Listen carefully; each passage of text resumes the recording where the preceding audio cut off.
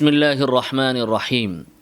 বাংলাদেশের ওয়াজ মাহফিলগুলোর অবস্থা কতটা নিম্ন গতির হয়েছে এবং এটা কতটা বাণিজ্যিক এবং ইসলাম থেকে এটা কতটা দূরে সরে গিয়েছে এর একটি নমুনা আজকে আপনারা এখানে দেখতে পাবেন। কষ্ট না হলে অনেকক্ষণ ধরে বসে আছেন, নাড়াচাড়া দেন নাই, একটু দুই হাত উপরের দিকে তোলেন তো। মাশাআল্লাহ, টান টান করে ধরেন, টান টান করে ধরেন। আল্লাহ যারা হাত তোলে নেয় তুমি দেখো আল্লাহ কে কে তোলে নেয়।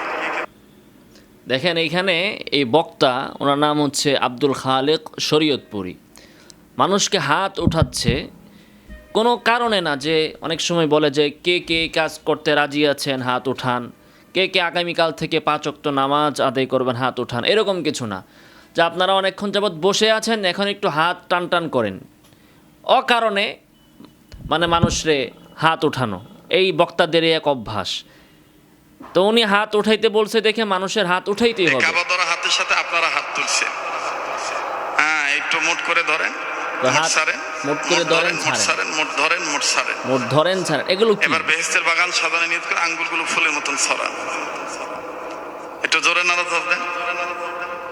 এগুলো ওয়াজ, এগুলো আমল, এগুলো বয়ান। আর নামান তো দেখি, ও মৌলবি হাত তুলে নাই কেন? হাত তুলে নাই কেন? এই হুজুর আপনি হাত তুলে, এই মাইক্রোফোনটা করে দেখো,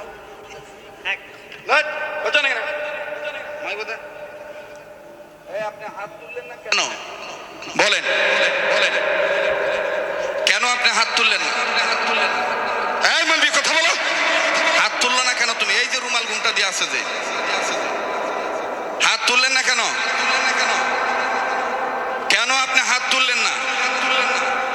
কেন বেয়াদবি করলেন? কি ভাই কথা বলেন আপনারা? জবাব দিতে হবে, আনালে দাঁড়াইতে হবে। আপনি এখানে সিলিন্ডার না হওয়া পর্যন্ত ওয়াজ আরম্ভ হবে না। কোনো ভুল নাই, এটা মনের শয়তানি। কি বলেন আপনি এগুলো? বলেন আপনি কেন হাত তুললেন না? আপনি কামিল পাস, দাওরা পাস, আমার টাইটেল নাই, আসেন টাইটেল দেখি, আসেন কারণ দাঁড়ান। এই এগুলার কারণে ঝামেলা। আপনি দাঁড়াবেন, নাহলে আমি এখান থেকে নেমে যে আপনার টুটি চেপে ধরে তুলবো। আমার নাম আব্দুল খালেক। দাঁড়ান আপনি, এটা আমার মায়ের দেশ। আপনি দাঁড়াবেন, আর নাহলে আমি কিন্তু এখান থেকে নেমে যে আপনাকে ধরবো। আপনি কেন বেয়াদবি করলেন? আমি বলছি কাবা ধরা হাতের সাথে হাত তুলতে। এখানে সবাই আমার বাপ বয়সী সবাই আছে। কি ভাই আপনি কেন গারপিয়ালু করে কেন আপনি হাত নামায় রাখলেন? আপনি না সারেন্ডার হওয়া পর্যন্ত এবং ভুল স্বীকার না করতে আমি ওয়াজ শুরু করবো না। এ মাহফিল জমাইতে খুব কষ্ট হয়েছে। এই তুর্কের মতন খুচরা মৌলবীর কারণে ইসলামের এই দুর্দশা। দাঁড়ান, এই কমিটির লোক এখানে কে আছে? ওনাকে যে ওখানে দাঁড়াইতে হবে। ওই কে এখানকার কত বড় শেড আমি দেখি। ওই কি ন্যাংরা না লুলা না খোরা না হাতকুরা? আজকে সাইজ করবো আমি। এদের মিয়া পরাপরির গোষ্ঠী কি নাই? এখান থেকে লাভ দিয়ে টুটি দিয়ে সেবে ধর্ম মিয়া। দাঁড়ান আপনি, আপনি দাঁড়াইতে হবে। হ্যাঁ বাস, এই দেখো মৌলবি দেখছো? হ্যাঁ বাস, কেন আপনি হাত তুললেন না? নো নো নেবার, আবার মিথ্যা কথা বলেন। আবার ভাই আপনি উল্টা কথা বলবেন না। না তুললে খারাপ কিছু করেন, আপনি আবার সাই দিচ্ছেন কেন? না তো আপনারা দেখলেন যে বিষয়টা হচ্ছে, উনি এমনিতেই মানুষে বলছেন হাত উঠান, কোনো কারণ ছাড়া, পাগলের মতো, উদ্দেশ্য ছাড়া, কারণ ছাড়া কাজ করে পাগলে। আর বাংলাদেশের কিছু বক্তায় কোনো কারণ নাই, কিচ্ছু নাই, কতই হাত তোলেন, আঙ্গুল বন্ধ করেন, খুলেন, ছাড়েন। এগুলা কি সার্কাস? এখন আপনারা ঘটনাটা দেখলেন, আপনারা নিজেরাই কমেন্ট করবেন যে এখানে আসলে দোষটা কার। তবে আমার দৃষ্টিতে এখানে 100% 16 আনার দোষ হচ্ছে ওই মাওলানা সাহেবের, যে এই মাহফিলে উপস্থিত হয়েছেন। দোষটা তারই। কারণ হচ্ছে এই যে আলেম, রুমাল পরা, টুপি পরা লোকটা এই মাহফিলে গিয়েছেন, আলেম মানুষ, তিনি আব্দুল খালেক শরীয়তপুরীর মাহফিলে কেন গিয়েছেন? এলেম শিখার জন্য? তার কাছে কি এলেম আছে নাকি? আমল শিখার জন্য? তার ভিতরে কি আমল আছে নাকি? তো এলেমহীন, আমলহীন এই ব্যক্তির মাহফিলে আপনি আলেম মানুষ হয়ে কেন গিয়েছেন? নিশ্চয়ই সার্কাস দেখার জন্য। সার্কাস দেখার জন্যই তো এই বক্তার মাহফিলে আপনারা গিয়েছেন। তো এবার নিজেই সার্কাসের ভিতরে পড়ে গিয়েছেন। তো দোষ তো আপনার। বাংলাদেশে কি আলেম নাই, বক্তা নাই?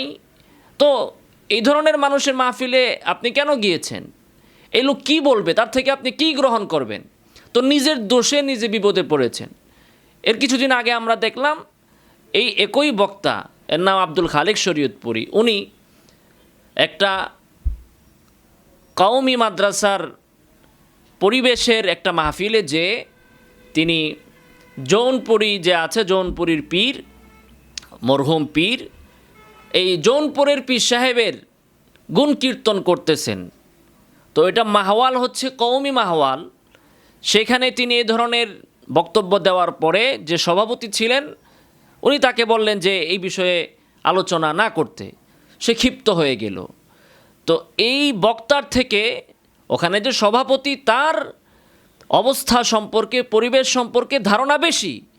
যে জৌনপুরী, যার ভেতরে নাকি জৌনপুরী না জৈনপুরী, অর্থাৎ ওই এনায়েতুল্লাহ আব্বাসী সাহেবদের যে সিলসিলা, তো তার নানা যিনি এই কারামত আলী জৌনপুরীর কিচ্ছা কাহিনী সে ওখানে বলতে গিয়েছে। তো মাহফিল হচ্ছে সেখানে কওমি মাদ্রাসার ওলামায়ে কেরামের মাহফিল। তো কোথায় কি বলতে হবে? এই কেরামত আলী জৌনপুরী ইসলামের ক্ষেত্রে, দাওয়াতের ক্ষেত্রে তার অবদান যাই থাকুক, বেদাত তো আছে তাদের ভিতরে, বেদাত, মিলাদ, কিয়াম এগুলো তো করেছে, কিছু কুসংস্কারের আমদানি তো অবশ্যই করেছে। তো এই জায়গায় এসে আপনি থানবী মাদানির কথা খুঁজে পান না, কোন জায়গায় কি বলতে হবে বুঝেন না। তো ওখানে যে এসে কেরামত আলী জৌনপুরীর কেরামত বর্ণনা করা শুরু করেছে। সভাপতি ওনাকে সুন্দরভাবে বলেছেন যে এই বিষয়টা এখানে না বলতে, সে বেটার সাথে, সভাপতির সাথে ঝগড়ায় লিপ্ত হয়ে গিয়েছে। আরও আমরা দেখেছি বিভিন্ন বক্তার সাথে মাহফিলে যে ওপেন সে মারামারি শুরু করে, বিভিন্ন শ্রোতাদের সাথে মারামারি শুরু করে, আবার মাহফিলে যে নিজের খাদেমের সাথে মারামারি শুরু করে। তো এই ধরনের এই বক্তার কোনো দোষ না, দোষ হচ্ছে শ্রোতাদের আর মাহফিল কমিটির।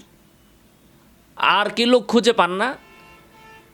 আপনার মহল্লার যিনি ইমাম সাহেব আছেন তাকে দাওয়াত দেন।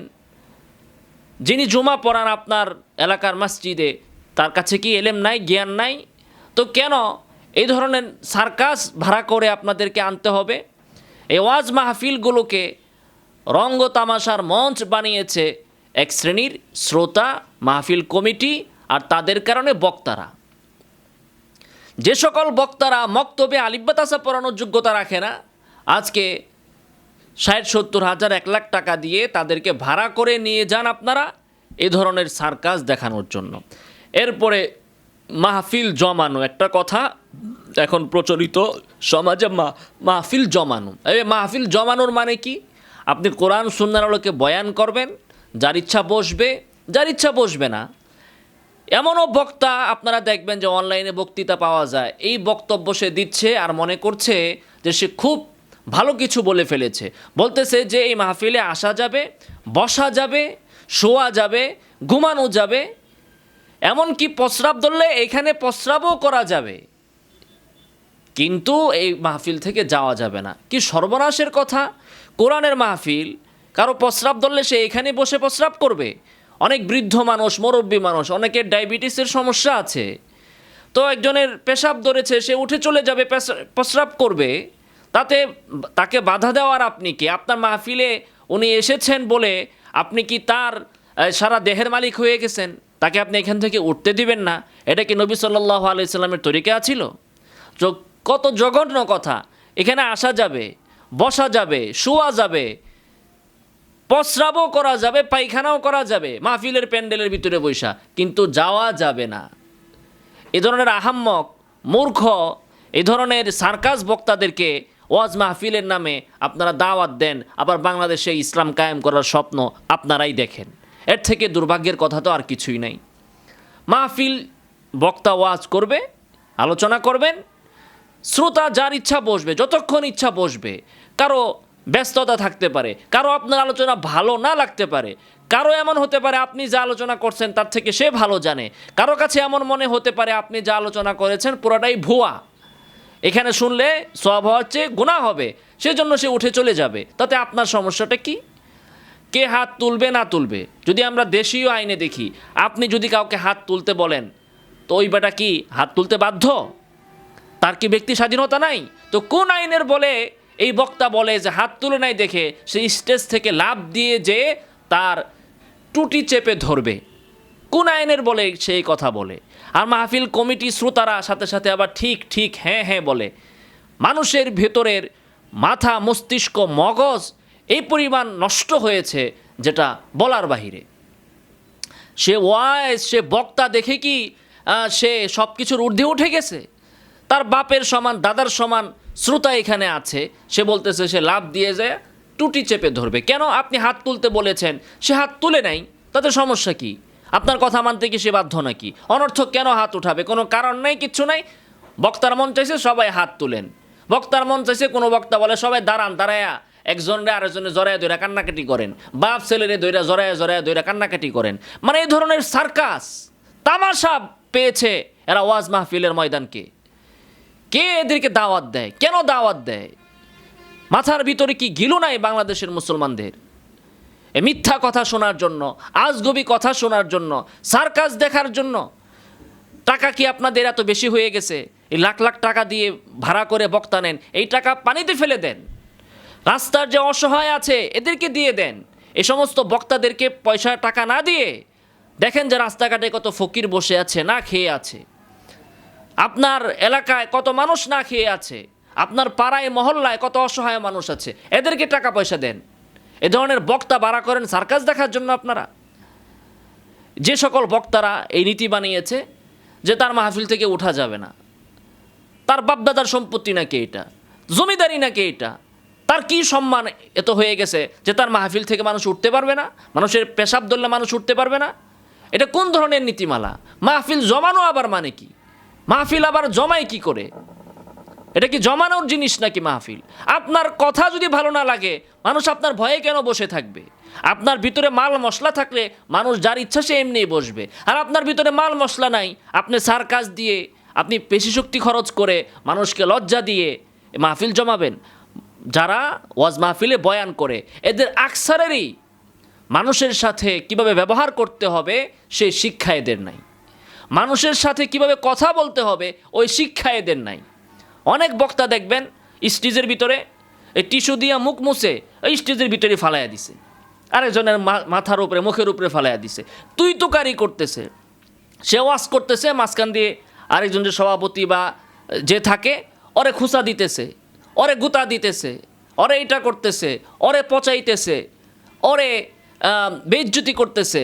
মানে মানুষকে হাসানোর জন্য না জায়েজ যত প্রক্রিয়া আছে সব কিছুই এই বক্তারা করতেছে।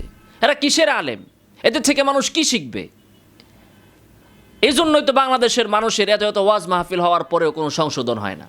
এই যে ওয়াজ মাহফিলে আপনারা যারা দান খায়রাত করেন, আগে চিন্তা ভাবনা করবেন বক্তা কাদেরকে আনা হচ্ছে, কি ফায়দা হবে, সেটা চিন্তা ভাবনা করে দান খায়রাত করবেন। এই ধরনের ওয়াজ মাহফিল না করে এই ধরনের ওয়াজ মাহফিল বন্ধ করলে সওয়াব বেশি হবে ইনশাআল্লাহ। আল্লাহ তাআলা আমাদেরকে সঠিক বুঝদান করুন। আমিন ওয়া আখিরু দাওয়ানা আলহামদুলিল্লাহি রাব্বিল আলামিন।